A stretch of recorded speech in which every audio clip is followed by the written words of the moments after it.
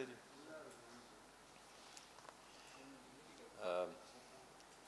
بسم اللہ الرحمن الرحیم. میں آپ کے پاس کچھ گزارشات لے کے حاضر ہوا ہوں آج.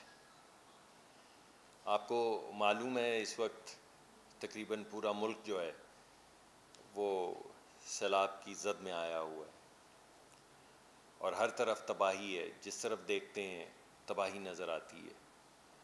اور کچھ صوبے تو ہمارے ایسے ہیں جو 50-50, 60-60%, 70% ڈوب چکے ہیں. اور اس وقت میں جب لوگ بے سر و سامان کھلے آسمان کے نیچے فریاد کنائیں اور اللہ کی طرف دیکھ رہے ہیں اور ریاست کی طرف دیکھ رہے ہیں اور حکومت کی طرف دیکھ رہے ہیں اور وہ لوگ جو اپنے آپ کو پبلک سروس کے لیے پیش کرتے ہیں ان کی طرف دیکھ رہے ہیں کہ ہم غریبوں کا کیا ہوگا, ہماری داد رسی کون کرے گا. ایسے وقت میں سمجھتا ہوں کہ ہمیں ہیلنگ کی ضرورت ہے اور ہمیں مرہم رکھنے کی ضرورت ہے اور ہمیں ہاتھ پکڑنے کی ضرورت ہے ان لوگوں کے جو اس وقت بے آسرا ہیں. وہ غیرت مند لوگ جنہوں نے اپنی ہمت, اپنی طاقت, اپنی محنت کے علاوہ کسی جانب نہیں دیکھا. یہ قدرتی آفت کی وجہ سے لاچار ہے اور نہ صرف ان کی زندگی بلکہ ان کی انٹیگریٹی وہ بھی اس وقت بہت زیادہ خطرے میں ہے. ایسے میں تمام وفاقی اور صوبائی حکومتیں اور ہمارے لوکل باڈیز کے بھی جو لوگ ہیں وہ دن رات محنت کر رہے ہیں اور ہم یہ مانتے ہیں کہ وہ محنت کافی نہیں ہے. یہ آفت اتنی بڑی ہے کہ اس کے سامنے جتنی بھی محنت کی جائے وہ کم ہے. مگر سب لوگ محنت کر رہے ہیں. آپ لوگ بھی ذکر کر رہے ہیں, جو لوگ دیکھ رہے ہیں. کل وہ سب کی آنکھوں میں آنسو آ گیا جب ہماری ایک بہن نے اپنی طلائی کی انگوٹھی اٹھا کے ایک موڑ پہ کھڑے سیلاب زدگان کی مدد کے لیے رتی بھر ایک قطرہ مدد کے لیے اپنی انگوٹھی اتار کے جو ان کے شوہر نے بڑی محبت سے انہیں دی تھی سالگرہ پہ غالباً, وہ حوالے کر دی. اور روز آپ کو یہ چیزیں نظر آ رہی ہیں. اس میں کوئی تفریق نہیں ہے امیر غریب کی, اس میں کوئی تفریق نہیں ہے این جی او اور فلاحی ادارے کی. اس وقت جس کے دل میں درد ہے وہ باہر نکلا ہوا ہے اور کوشش کر رہا ہے کہ کسی نہ کسی طرح سے آسرے میں کوئی آسرا ہو جائے. تو مجھے بڑی امید تھی کہ کل اب عمران خان صاحب تشریف لائے تو شاید وہ بھی کچھ ایسی بات کریں گے. شاید یہ خواہش نہیں ہونی چاہیے تھی ان کا. اگر آپ دیکھ لیں ان کا رویہ جو سیاسی طور پہ اور تاریخی طور پہ رہا ہے تو شاید یہ نا امیدی نہیں ہونی چاہیے تھی. مگر میں آج آپ کو یہ بتانا چاہتا ہوں کہ ہمیں بہت نا امیدی ہوئی جب ان کی بات سنی اور ان کا طرز بیان سنا. ایک ایسے وقت میں جب ملک کو مرہم کی ضرورت ہے, لوگوں کے دکھ درد کے مداوا کرنے کی ضرورت ہے, تو انہوں نے کیا کہا کہ میں چھوڑوں گا نہیں. بھائی کس کو نہیں چھوڑیں گے؟ یہ ملک جہاں پہ جب بجلی پیدا کرنی تھی آپ نے بجلی نہیں پیدا کی, جب $2 کی گیس خریدنی تھی آپ نے گیس نہیں خریدی, جب ملک کو صحیح سمت پہ لے کے جانا تھا تو آپ لے کر نہیں گئے. ایک کے بعد دوسری کمیٹی بناتے چلے گئے, مگر کبھی آپ گندم ایکسپورٹ کر دی آپ نے, پھر آپ سے غلطی ہوگی, پھر آپ نے امپورٹ کر دی, پھر آپ نے چینی غلطی سے ایکسپورٹ کر دی, اس کے اندر سبسڈی دے دی, سبسڈی اپنے دوستوں کو دے دی, پھر اس کے بعد امپورٹ کرنے. آپ کیا کرتے رہے؟ تو کوئی کسی کے دکھ کا مداوا کرنے کے لیے کوئی اپنے دل کی آواز تو سنے. آپ کیا گفتگو کر رہے ہیں؟ ان بے آسرا لوگوں کو نہیں چھوڑیں گے آپ. کس کو نہیں چھوڑیں گے آپ؟ یہ کیا زبان, آپ کس وقت میں کیا زبان استعمال کر رہے ہیں؟ اور آپ نے کہا کہ میں نام لے لوں گا. بھائی کس کا نام لیں گے آپ؟ ملک ریاض صاحب کا نام لیں گے جن سے آپ نے 450 کنال زمین لی ہے اور $250 ملین کا ان کو فائدہ دیا ہے. وہ پیسے جو حکومت کی ملنے تھے, اور آج اگر حکومت کے پاس ہوتے تو اس دکھ درد میں ہم وہ $250 ملین استعمال کرتے جو ملک ریاض صاحب کے ذاتی اکاؤنٹ میں جس میں جرمانہ جمع ہونا تھا آپ نے کابینہ میں حکم دے کے سیل کر کے یہاں سے اپنا ایڈوائزر بھیج کے انگلستان میں ایک ٹرائی پارٹائٹ اگریمنٹ سائن کر کے آپ نے وہ پیسے انہیں دے دیے. ان کا نام لیں گے یا عارف نقوی صاحب کا نام لیں گے؟ عارف نقوی صاحب کا نام لیں گے جن سے 3 ملین پاؤنڈ آپ نے لیے اور پھر ان کو 250 ارب روپے کا فائدہ آپ نے دیا ہے. کوئلے کا ایک پلانٹ جو انہوں نے لگانا تھا, جو انہوں نے کے الیکٹرک خریدتے وقت کمٹمنٹ کی تھی, دستخط کیے تھے کانٹریکٹ کے اوپر کہ ہم یہ $1 ارب کا کارخانہ لگائیں گے, آپ نے ان کو چھوٹ دے دی $3 ملین کے لیے. ان کا نام لیں گے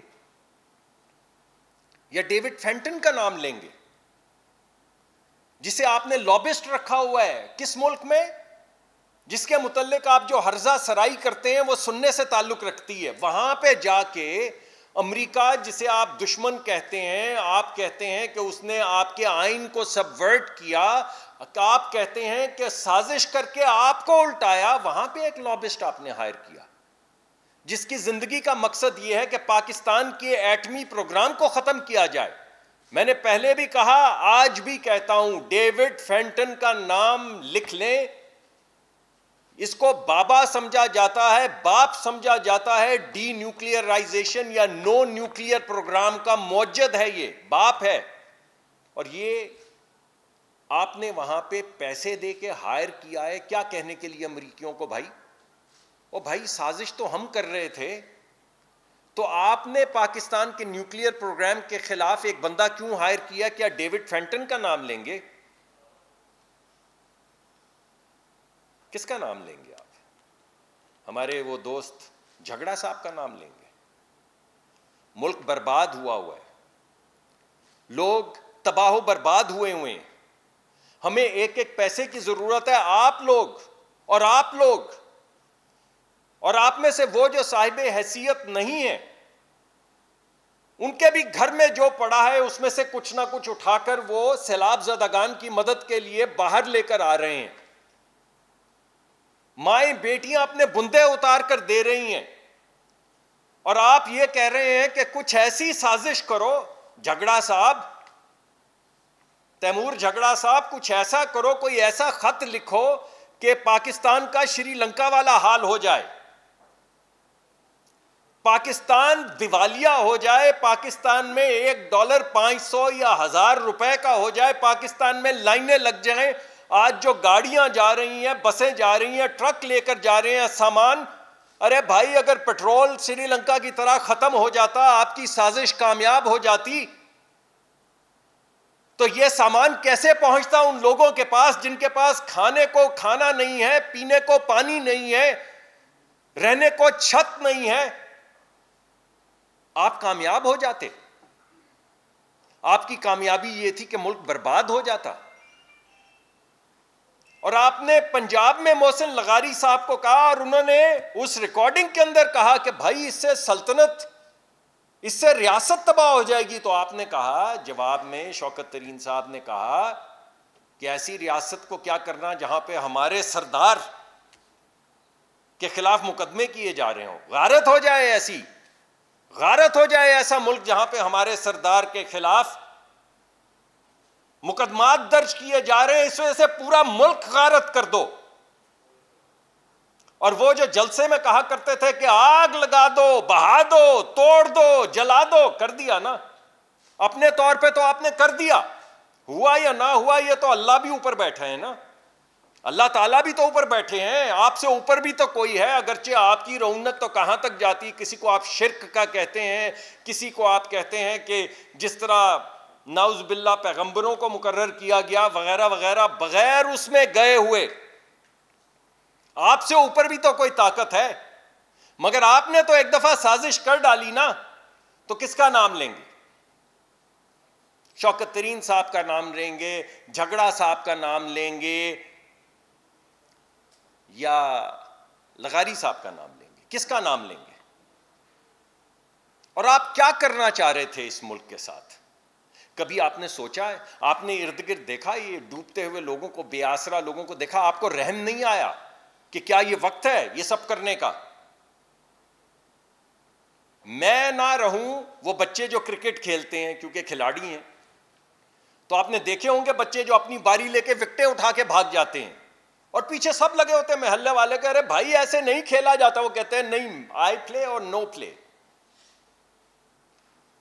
یہ اسپورٹس مین اسپرٹ، ساری زندگی ایک جینٹل مینز گیم کھیلنے کے بعد یہ اسپورٹس مین اسپرٹ ہے آپ کی کہ ملک برباد ہو جائے ایسا جس میں حکمران نہیں ہوں. اتنی آپ کو لالچ حکمرانی کی.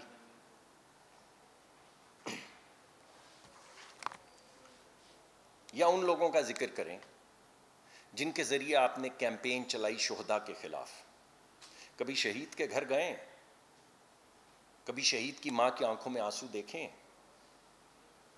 کبھی سوچا ہے کہ وہ ماں جو صرف اپنے آپ کو اس بات سے آسرا دے رہی ہے کہ کسی ایک بڑے مقصد کے لیے میرے بیٹے نے شہادت دی ہے، انشاءاللہ رسول پاک صلی اللہ علیہ وسلم جو ہیں اس کا استقبال کریں گے قیامت کے دن، اس کے متعلق آپ نے جو کیمپین چلوائی اور جو کچھ کہا، یہ کسی ملک کے لیڈر کو زیب دیتا ہے بھائی؟ یہ شہباز گل صاحب کا نام لیں جنہوں نے فوج کو بغاوت پہ اکسایا، اور وہ بچے یا وہ مائیں جو اپنے بچے قربان کرتی ہیں تاکہ آپ کے بچے حفاظت سے رہیں، ان کو کہا کہ ان کی بات مت مانو. وہ لوگ جو شہید ہو رہے ہیں وزیرستان میں، ساؤتھ نارتھ وزیرستان، سوات، یہاں وہاں، ان کو کہا کہ بات مت سنو ان کی. تو کس کی سنو؟ آپ کی سنو، تاکہ آپ سیاسی بال ٹیمپرنگ کر سکیں. اور یہ کوئی 2020 کا کھیل ہے یہ ملک کہ آپ یہ 2020 کا کھیل جیت سکیں؟ تو میں کس کس کا نام آپ کو بتاؤں؟ آپ کس کس کا نام سنیں گے؟ آپ نے فورن فنڈنگ کی، آپ نے غیر ملکیوں سے پیسے لیے، آپ نے غیر ملکی کمپنیوں سے پیسے لیے، آپ نے ان غیر ملکوں سے پیسے لیے جس کی ممانعت ہے، اور آپ کے لوگوں نے آ کے یہاں پہ کہا کہ بھائی آرٹیکل 17 یہ کہتا ہے کہ آپ اگر ملک کی سالمیت کے خلاف کام نہیں کر رہے تو آپ کی پارٹی بین نہیں ہو سکتی. تو بھائی یہ جو ابھی میں نے آپ کو بتایا ہے، وہ خط جو لکھ کے بھیجا کہ پاکستان کا IMF کا پروگرام کینسل ہو جائے، اس وقت جب پورا ملک ڈوبا ہوا اور دربدر ہوا ہے، یہ کس کے خلاف سازش تھی؟ بھارت کے خلاف. آپ کیا سوچ رہے تھے کہ آپ کیا کر رہے ہیں؟ جب آپ نے چین کے صدر کو 2014 میں روکا سی پیک کے لیے، شی جن پنگ کو آنے کے لیے، تو اس وقت آپ کس ملک کے خلاف سازش کر رہے تھے؟ جب آپ نے قطری انویسٹمنٹس کو ملائن کیا یہاں پہ، تو آپ کس ملک کے خلاف سازش کر رہے تھے؟ جب آپ کبھی سعودیہ کے خلاف اور کبھی ملیشیا، ترکی کے خلاف بیانات دیتے رہے، تو آپ کس ملک کے خلاف سازش کر رہے تھے؟ تو میرے بھائی، اگر یہ سازش نہیں جو ہو رہی ہے، اگر فوج کو اکسانا بغاوت پہ سازش نہیں ہے، اگر IMF کا پروگرام سیبوٹاج کر کے ان تمام لوگوں کو، کروڑوں لوگوں کو بے آسرا کرنا، ڈبو دینا، زندہ درگور کر دینا ملک کے خلاف سازش نہیں ہے، تو آپ مجھے بتائیں کہ سازش آپ لوگ کس کو کہتے ہیں؟ ہمارا تو دیکھیے، جتنی ہم سے کوشش ہو رہی ہے وفاقی حکومت سے اور تمام صوبائی حکومتوں سے، سب کر رہے ہیں کوشش، اور ہم بھی کوشش کر رہے ہیں، اور یہ بھی مان رہے ہیں آپ کے سامنے کہ وہ کوشش کافی نہیں ہے. لیکن ہم ایک لانگ ٹرم، ایک نئے ملک کی سمت کا تعین کرنے کی بھی کوشش کر رہے ہیں.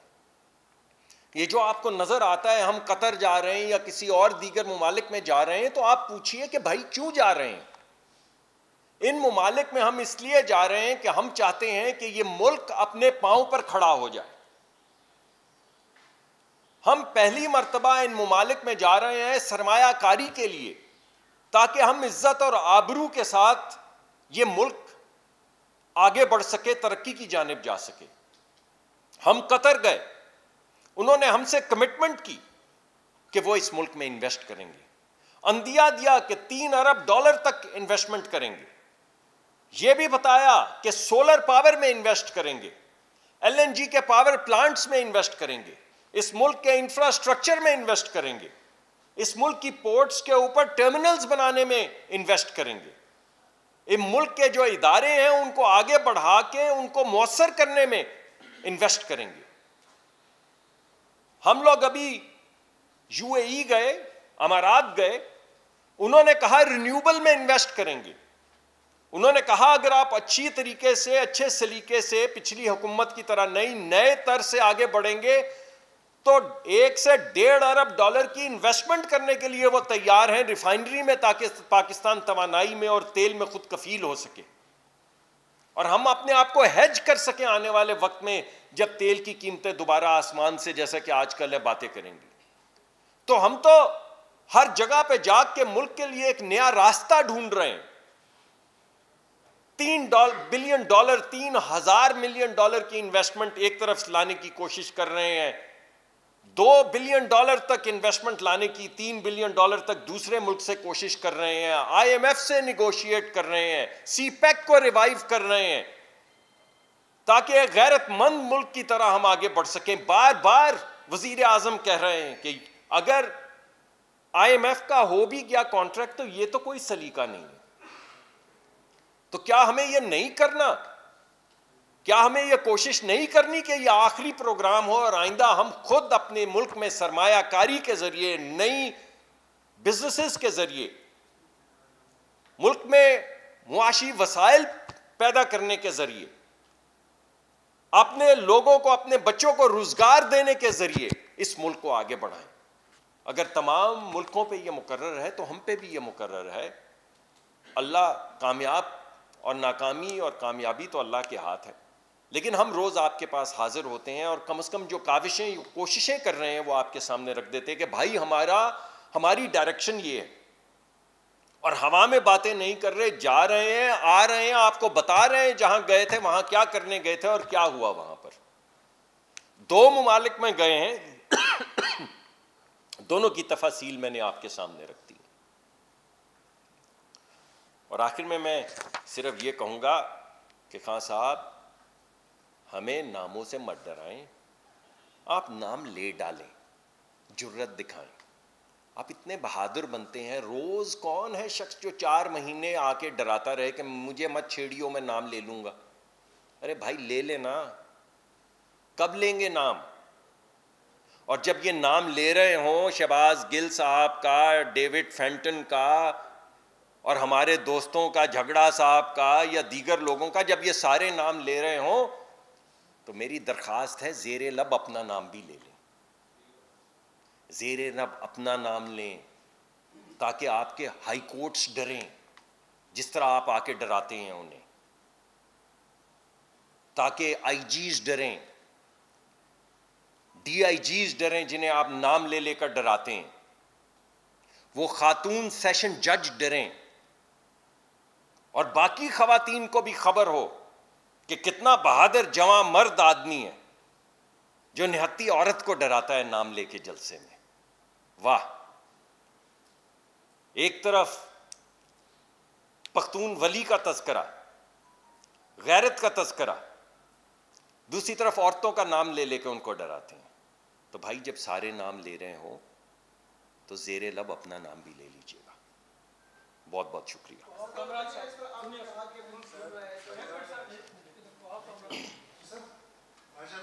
ہر ہفتے میں کم از کم 2 سے 3 بار وفاقی وزیر آتے ہیں, آپ بھی حال کرتے ہیں اور ملاقات کا بھی آپ سے شرط حاصل ہو جاتا ہے. مہربانی. امید یہی ہوتی ہے جیسے آپ نے بھی عمران خان صاحب کے حوالے سے کہا کہ کل وہ آئے تھے, امید یہ تھی کہ سیلاب ادگان کے حوالے سے بات کریں گے, تو میڈیا کو بھی اور شاید سیلاب ادگان کو بھی امید ہوگی کہ ان کے حوالے سے بھی آپ کوئی بات کریں گے, لیکن مستقل ایک ہی بات ریپیٹ کرنا, بار بار آدھا گھنٹہ کی پریس کانفرنس کرنا, آپ نہیں سمجھتے وقت کا ضیاع ہے, قوم کا بھی, میڈیا کا بھی, عوام کا بھی؟ دیکھیے, اگر میں نے تو آپ کو ایک پوری نئی ڈائریکشن بتائی ہے جو ہماری معاشی, جو چیز ہمیں الٹیمیٹلی آگے لے کر جائے گی, میں نے وہ پورا نقشہ آپ کے سامنے پیش کیا ہے.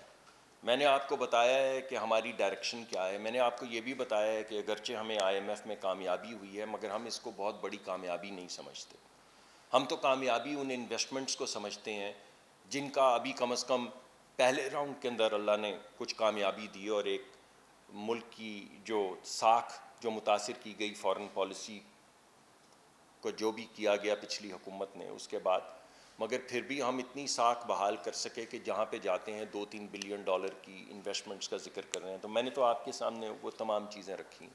سیلاب زدگان کے حوالے سے بھی بڑی ڈیٹیلڈ بھی پریزنٹیشنز آ رہی ہیں، لیکن میں آپ چاہتے ہیں تو وہ تمام ڈیٹا لے کے دوبارہ بھی کل پرسوں جب آپ کہیں گے حاضر ہو جاؤں گا. لیکن میرا مقصد یہ تھا کہ کم از کم میں لوگوں کو اس سخت وقت میں، اس مشکل وقت میں یہ بھی امید دلاؤں کہ یہ ملک اب ایک نئی سمت جا رہا ہے، اور انشاءاللہ اگر ہم اس ڈائریکشن پہ قائم رہیں. اور ٹھیک ہے، ہمارا دل دکھتا ہے، آپ کا شاید ہماری بات سے بھی دکھا ہو، لیکن جب ہم سنتے ہیں اور دل دکھتا ہے تو پھر آپ کے سامنے آتے ہیں اور اپنی عرض جو ہے آپ کے سامنے رکھ دیتے ہیں. لیکن آج تو میں نے دونوں باتیں کرنے کی کوشش کی. میں نے آپ کو ایک نئی معاشی ڈائریکشن کا بھی ذکر کیا ہے، IMF پروگرام کا بھی ذکر کیا، اور پھر جو دل دکھا ہے اس کا بھی تھوڑا ذکر کیا. شاید کچھ زیادہ ہو گیا، اگر آپ کہیں گے آئندہ تو کم کر لیں گے. نسیم صدیقی سر، یہ بتائیے گا کہ مان لیتے ہیں کہ آپ اور بڑی محنت کے ساتھ کام اس وقت کر رہے ہیں، بڑی جافشانی کے ساتھ، لیکن جس طرح آپ نے قطر کی انویسٹمنٹ کی بات کی، آج IMF نے بھی یہ کہا ہے کہ مرکز میں بہت کمزور اتحادی حکومت موجود ہے and we have got lot of doubts. تو ابھی اگر آپ کسی کے ساتھ انویسٹمنٹ کی بات کرتے ہیں، قطر ہے یا کوئی شارٹ ٹرم، وہ آپ کے ساتھ کس طرح کریں گے؟ کیونکہ اگر مان لیا جائے کہ جنرل الیکشن اپنے ٹائم پہ 1 سال بعد ہوتا ہے، تو آپ نہیں سمجھتے کہ یہ بہت کم ٹائم ہے؟ اگر فوری طور پہ جنرل الیکشن میں آپ لوگ چلے جائیں تو ایک لانگ ٹرم کی بھی گورنمنٹ آ جائے گی، اور مزید جو معاہدے کرنے اس وقت اس طرح کی جو انویسٹمنٹ کرنی ہے ان کے لیے سوچنا بہتر ہو جائے گا. دیکھیے، آپ نے 2 سوالات پوچھیں. دیکھیے، پہلے سوال کے جواب میں تو میں آپ کو یہ کہوں گا کہ اگر آپ سمجھتے ہیں کہ یہ، ویسے تو اتحاد کو لوگ طاقت سمجھتے ہیں، لیکن اگر آپ اس کو کمزوری بھی سمجھتے ہیں، جی کوئی بات نہیں، IMF کی اگر اس کو کمزوری بھی سمجھا جائے تو آپ سوچئے کہ اگر اس کمزوری کے عالم میں ہم ہر جگہ سے $3 بلین کی اگر کمٹمنٹس لے کر آ رہے ہیں، انویسٹمنٹ کی ایٹ لیسٹ وہ لے کر آ رہے ہیں، ان کنسیڈریشنز لے کر آ رہے ہیں، تو انشاءاللہ اگر مضبوط حکومت آئے گی تو شاید ملک اس سے بھی زیادہ تیزی سے ترقی کی طرف جائے گا. آپ کا دوسرا سوال اتنا ہی اہم ہے، یہ شاید تھوڑا زیادہ ہے، کہ اس وقت جس صورتحال سے گزر رہے ہیں، اگر اس وقت 90 دن کے لیے کوئی کیئر ٹیکر حکومت ہو، یعنی وہ حکومت جس کی عوام والی وارث نہیں ہوتی، ان کو عوام سے غرض نہیں ہوتی، وہ تو ایک کیئر ٹیکر ہوتا ہے جس کا کام الیکشن کروانا ہوتا ہے. تو یہ جن حالات میں سے آپ گزرے ہیں، جس طرح ہمارے ریزروز یا ہماری ایکسپورٹس، آپ نے دیکھا ہے کہ ہم نے تقریباً، اب مجھے ایگزیکٹلی تو یاد نہیں، $2 بلین سے زیادہ ہم نے اپنی امپورٹس کم کی ہیں، ہائی آئل پرائسز اور گیس پرائسز کے باوجود کم کی ہیں، اور ریزروز کو کم نہیں ہونے دیا ہے. تو یہ تمام چیزیں جو آپ کو ہر وقت دن میں صبح اٹھتے ہی جو آپ کو 2 گھنٹے 3 گھنٹے یہ دیکھنا پڑتا ہے کہ ریزرو کتنے رہ گئے ہیں، کتنی امپورٹ نہیں کرنی ہے تاکہ ہمارے پہ بوجھ نہیں آئے اور ہمارا ایکسٹرنل سیکٹر فکس ہوتا جائے. ہمارے خیال میں تو یہ بوجھ وہ اٹھا سکتا ہے یا اس پہ مقرر ہوتا ہے جس کے اوپر عوام کا بوجھ ہو، جس کے پاس عوام کے ووٹ کا بوجھ ہو، جس کو معلوم ہو کہ میں جاؤں گا مجھے گریبان سے پکڑیں گے. آپ نے دیکھا ہے سیلاب میں بھی جو لوگ مدد بھی کرنے گئے ہیں، لوگوں نے ان کے گریبان کو پکڑا ہے، ہمارے گریبان کو پکڑا ہے، اور صحیح پکڑا ہے، اور وہ فریاد کنا ہے. وہ اس وقت ان کے اوپر تو ایک قیامت ٹوٹ پڑی ہے. تو میرا یہ خیال ہے کہ اگر آپ یہ جن مراحل میں سے ہم گزر کے نکلے ہیں اور جس مرحلے سے ہم گزر رہے ہیں، اگر اس وقت ملک کو چھوڑ دیا جائے کہ ایسا کرتے ہیں الیکشن کرتے ہیں اور پھر 5-4 مہینے کے بعد دیکھیں گے، تو جس طرح کی ابھی سازشیں آپ کے سامنے آئی ہیں، IMF کو جو خطوط لکھے گئے ہیں، اگر اس طرح میں سے ایک بھی سازش کامیاب ہو جائے اور اس کا سیاسی کوئی والی وارث نہ ہو، تو ہم کچھ بہت دور نہیں تھے. اللہ نے بڑا کرم کیا ہے، ہم مگر شری لنکا سے بہت دور نہیں تھے. اللہ نے بہت کرم کیا، اور انشاءاللہ اب یہ وقت دوبارہ نہیں آئے گا. سر، شیراز میں جس طرح ملک ڈوبا ہوا ہے سر، جب ہم بات کریں سبزی کی قیمتوں میں اضافہ دیکھنے کو مل رہا ہے، اوپر سے ایک اور ظلم کے پیٹرول اور مصنوعات کی قیمتوں میں آپ نے اضافہ کر دیا، بجلی کی قیمتوں میں اضافہ کر دیا، تو کیا آپ نہیں سمجھتے کہ ان حالات میں کوئی ساتھ زیادتی ہے؟ دوسرا نیا سوال یہ کہ جس طرح خان صاحب نے جو ان کا دور تھا اس میں وہ ڈلیور نہ کر پا سکے اور کورونا پہ الزام لگا دیا، تو کیا آپ بھی سیلاب پر الزام نہیں لگائیں گے؟ کس کا الزام؟ سیلاب پر الزام نہیں کہ ہمارے دور میں سیلاب آیا. یہ ایک قدرت کی طرف سے آئی ہوئی آفت ہے، اس پہ کیا الزام کسی پہ دھریں گے؟ اس میں کچھ الزام کی بات نہیں، مشکلات کی نشاندہی ضرور لوگ کرتے ہیں، الزام کاہے کا ہے؟ جی وہ آپ کے سامنے جو تمام چیزیں، ہمارے ملک کی جو فائنینشیل سچویشن ہے وہ آپ کے سامنے ہے، اس کے باوجود ہر دفعہ جب کوئی مصیبت آتی ہے تو اضافی بے نظیر انکم پروگرام کے ذریعے جو غریب لوگ ہیں ان کو بچانے کی کوشش کی جاتی ہے۔ یہ جو ابھی پرائم منسٹر صاحب نے بجلی کی قیمتوں کے اندر جو فیول ایڈجسٹمنٹ سبسڈی کا ذکر کیا ہے کہ وہ 300 یونٹ تک لوگوں پر نہیں لگے گی، میرے خیال میں یہ غالباً 70% کے قریب، میں ایگزیکٹلی نہیں مجھے اس وقت یاد، لیکن یہ بہت، جی 75% پاکستان کے لوگ، یعنی ہر 4 میں سے 3 لوگ جو ہیں ان کے اوپر فیول ایڈجسٹمنٹ سبسڈی نہیں لگے گی۔ تو آپ جس قیمت کی اضافت کی بات کر رہے ہیں وہ اضافت 4 میں سے 3 لوگوں پر نہیں لگے گی، 75% لوگوں کے اوپر نہیں لگے گی۔ اسی طرح کوئی بھی چیز جب ہم تجویز کر رہے ہوتے ہیں، جب پٹرول کی قیمتیں بھی بڑھی ہیں تو تقریباً 8.5 کروڑ لوگوں تک سبسڈی جو ہے وہ کافی نہیں تھی، 2-3 ہزار روپے کافی نہیں ہوتی سبسڈی ماہانہ، لیکن پھر بھی جتنی طاقت حکومت میں ہے اس کے مطابق وہ 8.5 کروڑ لوگوں کو پہنچائی گئی۔ جی میں جی 17.5 فی لیٹر لیوی بڑھا دی ہے سر، اگر یہ نہ بڑھاتے جی لیوی کی، جی آپ صحیح کہہ رہے ہیں۔ دیکھیں لیوی کی کمٹمنٹ جو ہے، میں نے کئی دفعہ آپ لوگوں کے سامنے یہ عرض کیا ہے کہ ماشاءاللہ آپ تو سارے اہل قلم ہیں، پڑھے لکھے لوگ ہیں، آپ چلے جائیے اور جو یادداشت انٹرنیٹ پہ پڑھی ہے، ہمارے بچے جو بیٹھے ہیں وہ بھی دیکھ سکتے ہیں، وہ پی ٹی آئی کے زمانے میں جو یادداشت، جو کانٹریکٹ سائن کیا گیا تھا آئی ایم ایف کو، اس کو پڑھ لیجیے، اور اس کے اندر یہ کمٹمنٹ کی گئی تھی، یہ اس وقت کی ہوئی کمٹمنٹس جو ہیں ہم انہیں پورا کر رہے ہیں۔ ہم نے بڑی کوشش کی ہے جہاں ہم نیگوشیٹ، جی ایک سیکنڈ بھائی، میں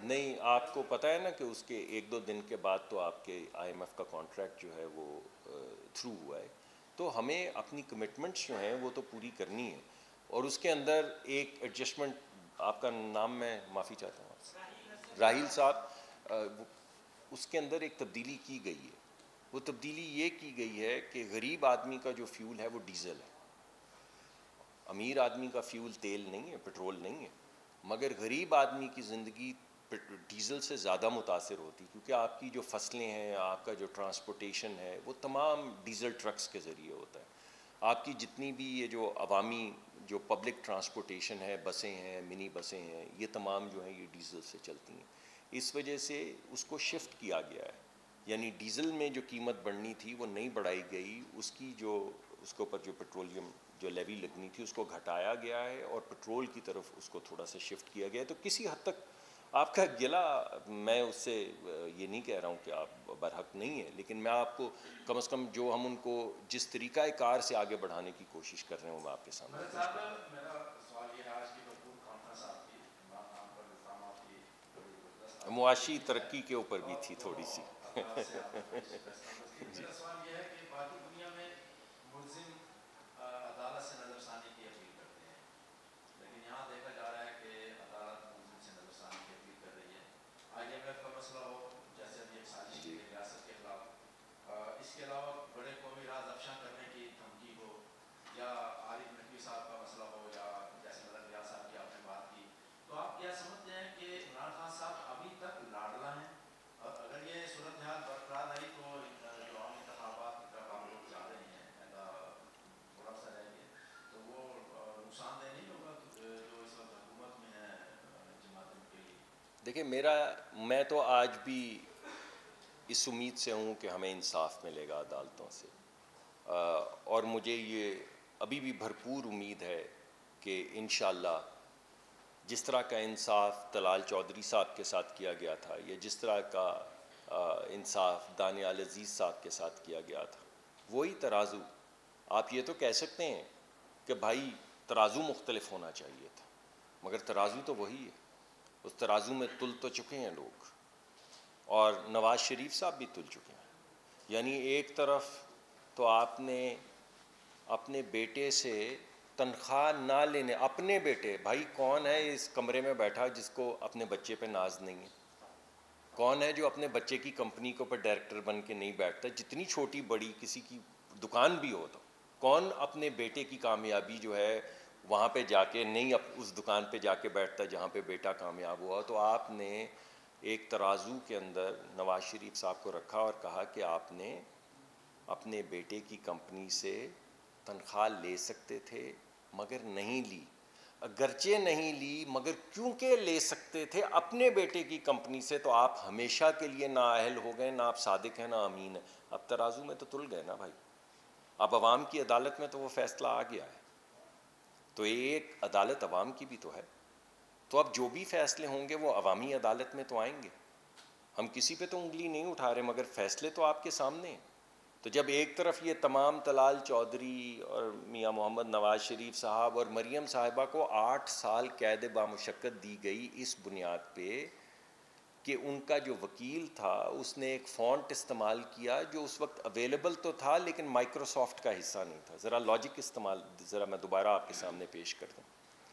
مریم صاحبہ کو 8 سال قید بامشقت کی سزا اس لیے دی گئی کہ جو فونٹ ان کے اندرونی بھائی کے ساتھ جو خاندان میں آپ لوگ کانٹریکٹ کرتے ہیں اس کانٹریکٹ کے اندر جو فونٹ استعمال کیا تھا وہ موجود تھا، وہ استعمال کیا جا سکتا تھا لیکن اس وقت مائکروسافٹ کا فارمل حصہ نہیں بنا تھا، اس وجہ سے یہ سازش ہے۔ ان کو 8.5 سال کی قید بامشقت دے دی گئی اور جیل میں رکھا گیا سی کلاس میں۔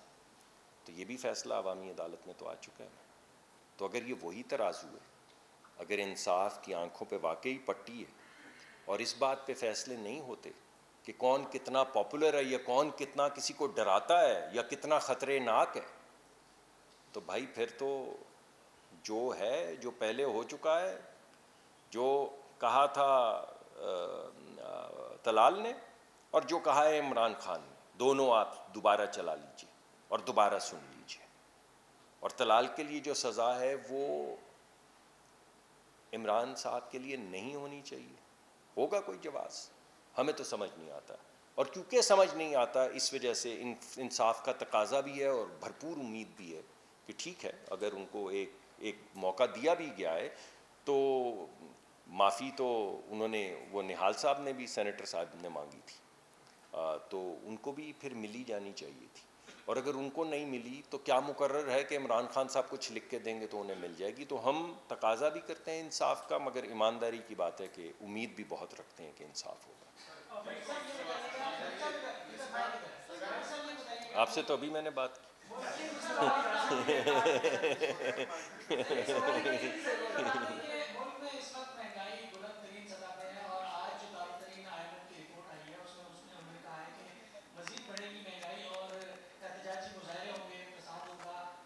یہ کس نے کہا ہے کہ یہ میں نے نہیں پڑھا ہے، یہ میں نے نہیں پڑھا ہے، جی میں نے پڑھا ہے، لیکن جو آپ کہہ رہے ہیں اور جو لکھا ہے وہ میں نے نہیں پڑھا ہے۔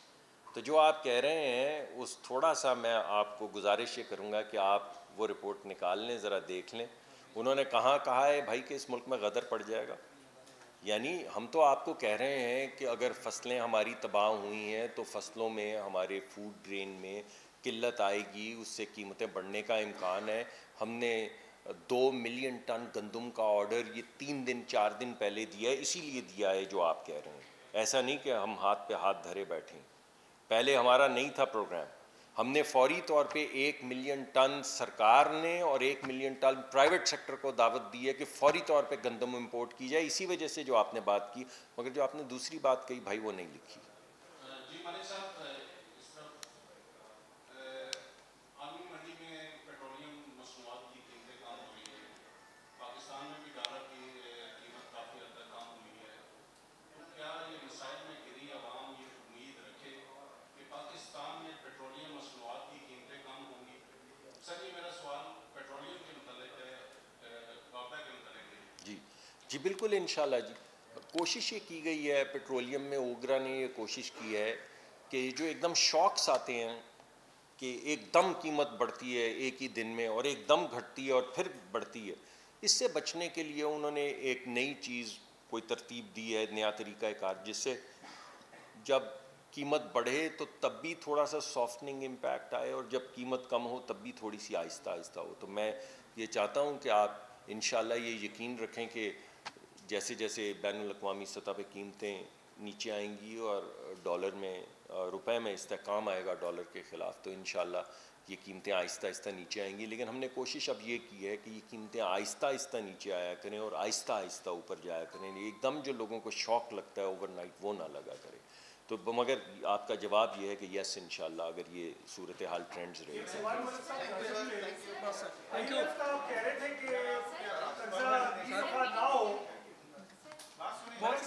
چلیں ایک سوال لے لیں. آپ ابھی فرمائے تھے شہباز شریف صاحب نے فرمایا کہ اللہ کرے کہ آخری قرضہ ہو آئی ایم ایف سے، لیکن ابھی سنا یہ جا رہا ہے کہ سیلاب زدگان کے لیے بھی آپ کو آئی ایم ایف سے قرضہ لینے کا سوچیں. کئی بات صحیح نہیں. دیکھیے ہمیں بین الاقوامی سطح پہ ایشین ڈیولپمنٹ بینک کی طرف سے ایک بڑی گرانٹ ملی ہے، اور دیگر ملٹی لیٹرل ادارے جو ہوتے ہیں جب بھی اس طرح کی آفت ہے، اور یہ تو اس طرح کی آفت تو پاکستان نے کبھی دیکھی نہیں کہ پورے کا پورا صوبہ ڈوب جائے، تو جو ملٹی لیٹرل ڈونرز ہیں وہ کوشش کر رہے ہیں اور ہمیں دے رہے ہیں، کچھ گرانٹس ہمیں دے رہے ہیں. تو اسی طرح کی گرانٹس جو ہیں ان کو ہم دیکھ رہے ہیں، اور اپنی بھی جو آخر میں ہمارا پہلا فرض تو اپنے عوام کی طرف ہے. تو جو بھی ہمیں فائنینشیل انسٹرومنٹ گرانٹس کا بین الاقوامی اداروں سے یا بائی لیٹرل کسی مدد یا ہمارے اپنے فلاحی اداروں سے یا آپ لوگوں سے جو تھوڑی سی مدد کی ضرورت ہے، وہ ہر ایونیو جو ہے ایکسپلور کی جائے گی.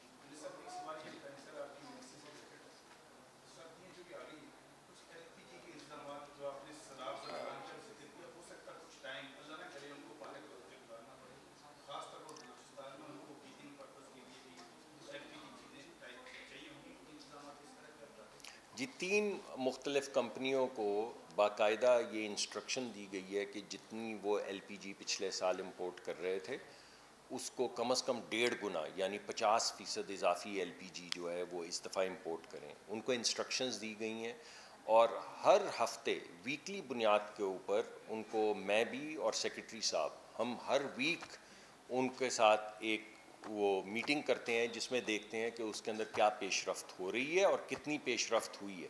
ابھی تھوڑے سے ابتدائی مراحل ہیں، لیکن ہم نے بین الاقوامی سطح پہ 2 ممالک سے بات کی ہے ایل پی جی کے حوالے سے، اور ان کمپنیوں کو ہم جو کہہ رہے ہیں اگر انشاءاللہ انہوں نے اپنے پروگرام مرتب کر لیے، کیونکہ آپ کو یہ معلوم ہے، آپ تو جانتے ہیں کہ اس کے لیے پورٹ کے اوپر آپ کے پاس فیسلٹی ہونی چاہیے، اسٹوریج کی فیسلٹی ہونی چاہیے، ٹرانسپورٹیشن کے لیے ٹینکر باؤزز جن کو کہتے ہیں وہ ہونے چاہیے، آگے سلنڈرز ہونے چاہیے.